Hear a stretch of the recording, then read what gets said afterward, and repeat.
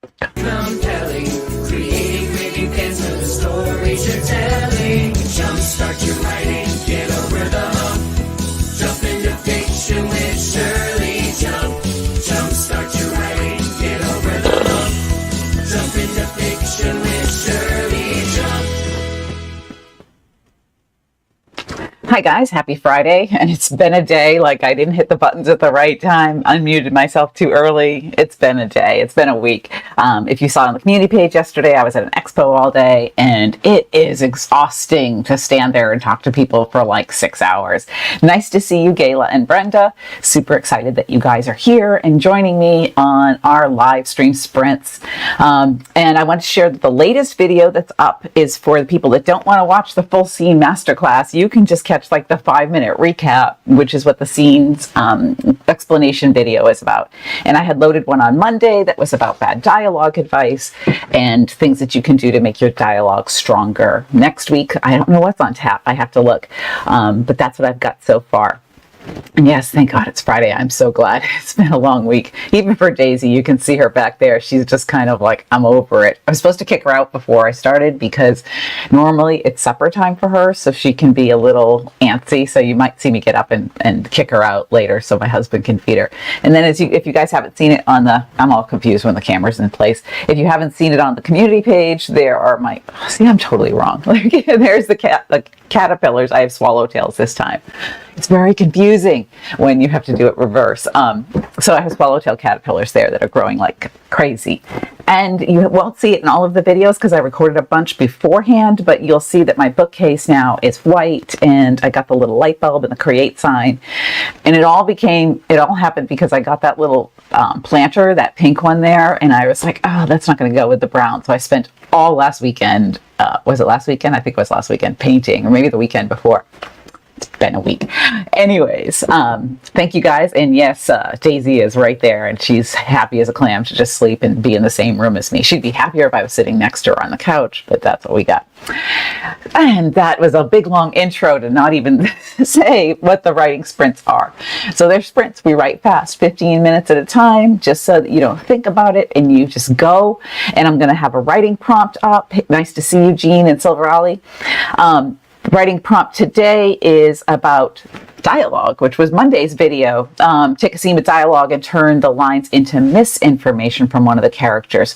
Have them hide something or lie about it. I really like when you can do that because it really makes it super interesting, and then the reader doesn't realize it necessarily right away. Because if you can keep that a surprise for the reader, they'll be turning the pages and then they'll go back to see if it actually makes sense. Because that's what I did with the Jocelyn Jackson book that I was reading. The character had lied for a long time, and then when the truth was exposed, I was like, wait, I didn't see that coming. And so I went back and looked to see how she had laid the groundwork for it, and it was really, really well done. Nice to see you, Heather, and happy Friday. Today I'm actually going to work on fiction. Woohoo! My husband and I had been talking about a different idea, and he's like, why don't you just try that one for a little bit? So I think that's what I'm going to do. Because when I'm not working on fiction every day, I get all scattered. Like you guys sometimes talk about, like, I want to work on this and this and this and this all at the same time. So I'm starting the new one that I was working on last time and seeing where it goes and putting the others on hold for a little bit. All right, so let's do our first sprint, which is going to be 15 minutes. And I'll put on a timer and I'll play some music. And of course, you guys don't have to listen to it. You can always mute it. Hey, nice to see you here, Jeff. And if you have a question about your writing, about your plot, about your characters, this is a forum for you to drop it in there, and I'll answer it in between the sprints. It's like one of the rare opportunities to get an answer from me, unless I happen to have time to be responding to the comments on the channel. So absolutely ask your questions, use it for brainstorming, whatever you want. All right, so let's do our first 15-minute sprint and get some writing done.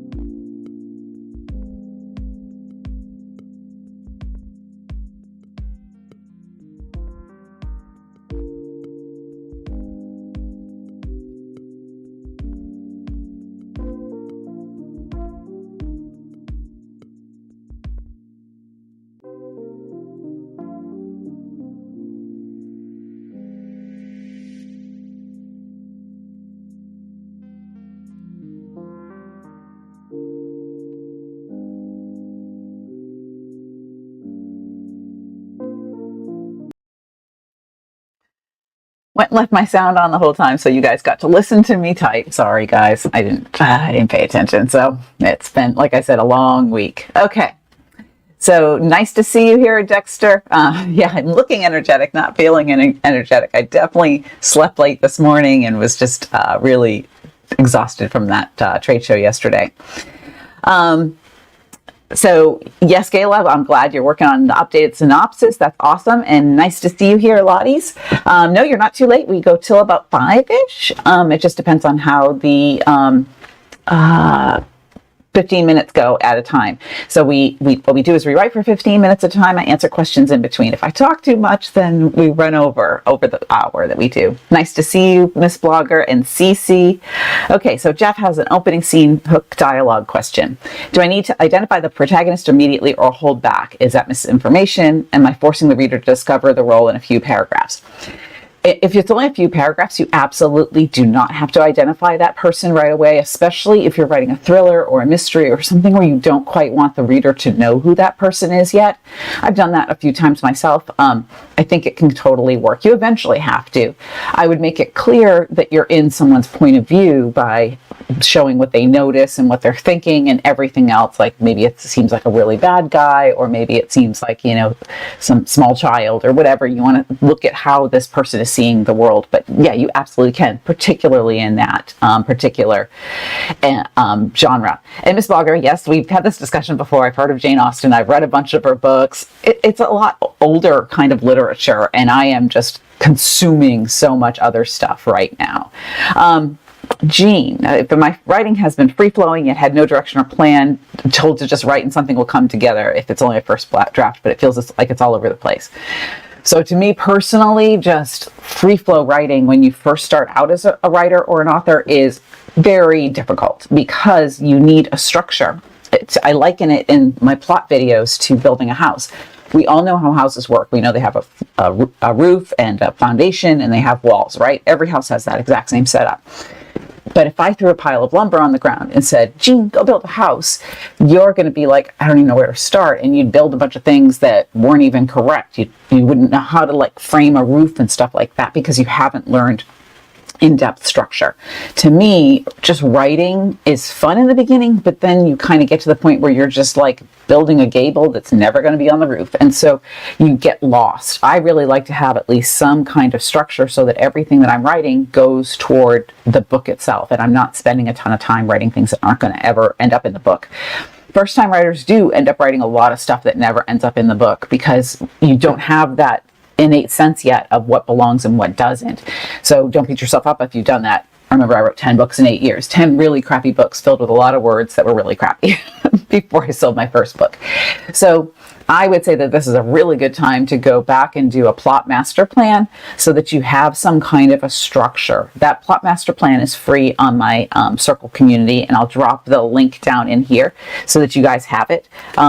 It's also in, if you want to go in depth, it's in the Writing Compelling Fiction workbook in a lot more depth with a lot more questions and a lot more explanations. But I'm not going to force you all to buy a book if you don't have to.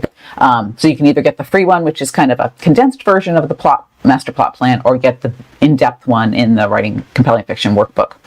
Either way, you need a structure so that you're not building a bunch of things that are never going to end up in the house. So check that out and see if that helps you. And Heather, yes, I do really like having some kind of structure. For me now, I've written so many books. I think I've written at least 100 novels because, I've published like 85-ish, 86. I just had one come out the other day, and I don't even know what number it is because I kind of stopped counting after 85.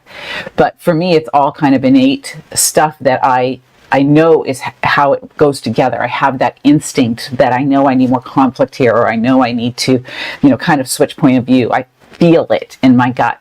It took me years to learn how to write from my gut instead of from my head. And I know when I teach you guys stuff that there's so much in your head, like, oh my gosh, I have to have a scene, I have to have a sequel, I have to show, I have to not tell, I have to, show the character's point of view, the dialogue, all of that. There's so much and so many rules to worry about. And I get that it's very overwhelming. But if you read a lot and study story structure a lot as you read and or watch movies, because movies have the same basic structure. They're not perfect for modeling a book on because they're a visual medium. But if you watch movies and read books and really study how the structure goes together, then it's a lot easier to do that. That's what the highlighter method mini ebook that I have is for, and that is on my writingcompellingfiction.com page. So let me pull that up for you guys too. That highlighter method is a way for you to actually, it's going to bring you to the mastermind page. I got to delete a little bit. The highlighter method of learning to plot, which is a free ebook that is on the main Writing Compelling Fiction site. Just scroll down a little, put your name in for the newsletter, and you get the free ebook. That teaches you how to dissect other people's books and really look at them. And when I did that, like I did in the scene class, because you guys can see that in the scene that I analyzed, and I did the highlighter method for it. I applied that to my entire scene.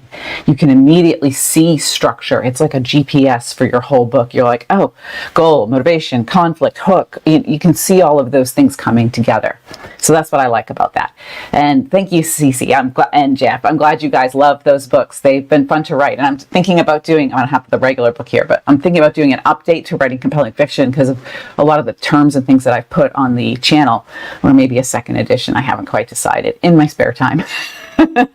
Because you all know I run a full-time company from 9 to 5 every day, and then the channel and all of this fiction teaching is my spare time stuff. So yeah, I don't sleep a whole lot, which Cheryl says a lot of times during the week. So let's do another sprint, another 15 minutes, and I'll try to remember to turn off my microphone so you guys don't have to listen to me type, which my husband hates listening to because it's so loud. And then we'll come back and answer any other questions you guys have. All right, so I will see you in a minute.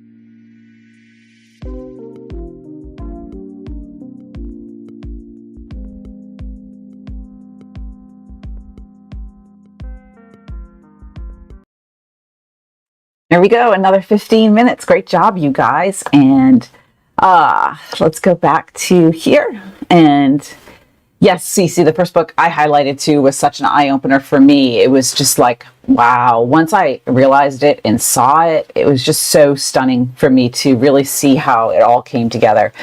I'm not really a visual learner per se. I'd say I'm more of a linear learner. Like I was better in algebra than geometry. I hated geometry, hated trig, all of those kinds of things that are all triangles and circles.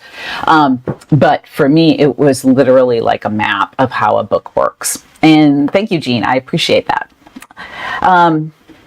So, Ms. Blogger, yes, the masterminds do cost money, and I apologize. I don't apologize for that, because what you get with the masterminds is developmental edits from me, which I don't know if you've ever priced developmental edits from a New York Times bestselling author, but they're not cheap. So the masterminds are like $50 a month.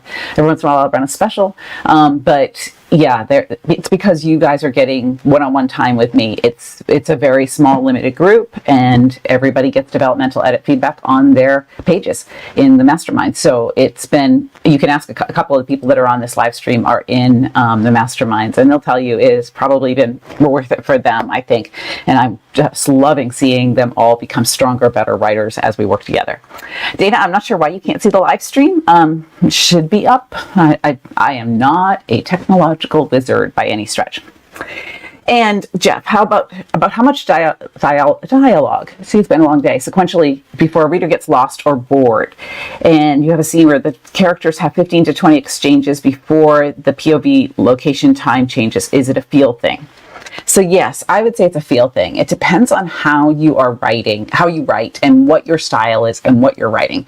Because if you look at Robert Parker, like he will have 15 to 20 exchanges between Hawk and Spencer, and he'll just have a couple, Spencer said, Hawk said. There's not a whole lot of action going on. He is very good at that repartee and that quick thing in between. Harlan Coben does the same thing with Wynne and Myron in his Myron Bolitar books. They're very, very good at that. But you can see where they'll move it and move the location or have the characters do something, because people can only stand around and talk for so long. And if you time it or act it out, you can also see if maybe that's not a logical place to just stand and talk for a minute. Like obviously, like in the middle of a gunfight, if they're just sitting there talking, well, there's bullets whizzing by you, so it's not a good time to talk. So definitely read a lot in that genre that is in sort of the same style of pacing and manner that you write, so that you can get a feel for how quickly the author moves on, and then also act it out and see if it makes sense. Great job, Silver Ollie. You are doing great. And Dana, nice to see you here. Heather, I'm so glad that you're loving the writing sprints, and I'm really glad that you're here too. It's great to see you guys every Friday. I look forward to this all the time.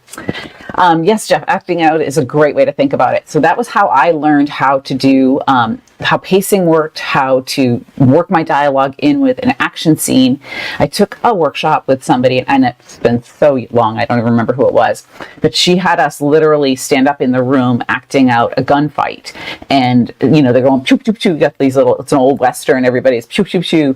And then she has everybody freeze. And one of the characters starts thinking out loud. She reads the narrative about its dear old departed Rose and how hard it's been without her and everything. And what you realize immediately visually is that all these people are just standing there like this, waiting for this guy to finish his thought so that the gunfight can go back on and start up again. And that's completely impossible. In a gunfight that's moving, there's action, there's chaos all the time. So for somebody to pause and have like 3 paragraphs of introspection is not realistic. So when you act it out, you can say, okay, that they're doing something here. Is it realistic to believe that they would be talking so much? So maybe they're running from the bad guys or whatever, climbing stairs where, you know, you can't have really long lines of dialogue if you're climbing stairs. I don't care how fit you are. Those kinds of things. Does this make sense in action? And thank you, Dana, for ordering the book. I appreciate it. You guys are great, and I'm always happy to see that happen. So, let me know if you guys have any other questions. We can do, oh, it's only 4:45. Look at that. I'm running on time today. We can do another sprint and answer some more questions at the end. So let's do another 15 minutes. You guys keep writing, and I'll be back in a little bit.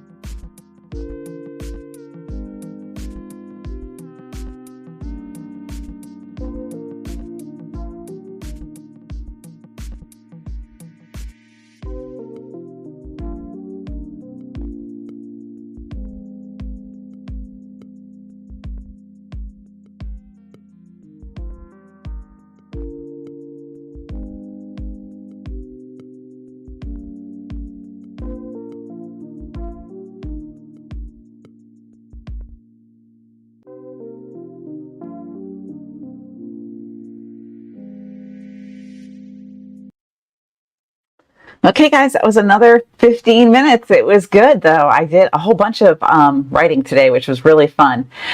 Dana said, a short story writer, 7 years old, love your videos.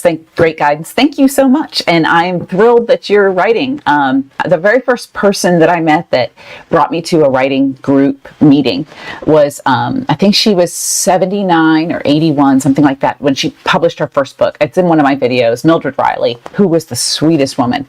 She had retired and wrote for like 10 or 11 years and then sold her book. She was one of the very first Black romance authors where they actually put a Black couple on the cover. She was like groundbreaking back in the day. And Miss Blogger, the highlighter method is completely free. You just got to go onto my website and put in your email address and it'll just go there. You don't have to join the masterminds to get the highlighter method. 99% of the handouts and everything that I have are completely free and open to you guys because I'd like to give you more information rather than less. You do not have to be a mastermind at all to log in there. Looking for more character development strategies, Dana, and then impact in stories of 2,000 to 6,000 words. That's definitely a challenge because I've written really short pieces like that before. I've published a number of short stories for HarperCollins and then also some short fiction for, I can't remember who I published it for. I believe it was Berkeley at the time.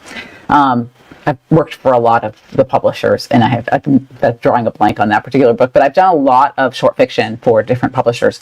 So it really is all about making every single word and second in that story. Hold on a second. My dog is getting into something. Daisy, stop.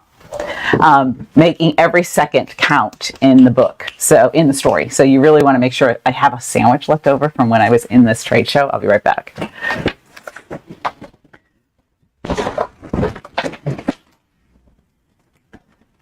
And she's just going to eat it. She's just determined to eat it. So I had to move it and get it out of her way. So yes, you want to make every word count. You really want to be tight on your character development. I've got an entire playlist of character videos. So definitely watch those. Heather and Cora. Cora, good to see you. Heather, have a great weekend. Sorry to see you go. And see, it's like a long day. Miss Blogger, how many drafts do you do before starting on the actual manuscript? I start on the actual manuscript on the first page. So I don't have drafts before. I just start writing and it evolves in layers as I go along. Because I like I said earlier, like I know the structure of the book and I know the innate sense of like what needs to happen next. And thank you, Heather, for the reminder to like the video and subscribe to the channel. I totally would appreciate that because how do other writers find it if people don't like it and subscribe? Because that's what YouTube responds to. They're just like, oh, people like it. Oh, people subscribed. Oh, people responded to this video. And so they will show it to anybody that then after that to people that are searching for writing videos. So it's super hard to get above the algorithm. I think there's like 65 million YouTube channels. There's a ton of them out there. And thank you, Jeff. Yes, a goal for every scene is super important. Like I said in that video that I did about that, I think that was the scenes part 1. I actually have to have my assistant kind of break down my videos and tell me what I talked about in each one because I was looking for where I talked about hope and despair because, you know, I talk about a lot of the same things and they all apply across, like what you do to your plot applies to your character because your character causes it and vice versa. So anyway, sometimes I forget which tips I've given out already and where they are when I want to reference back to them.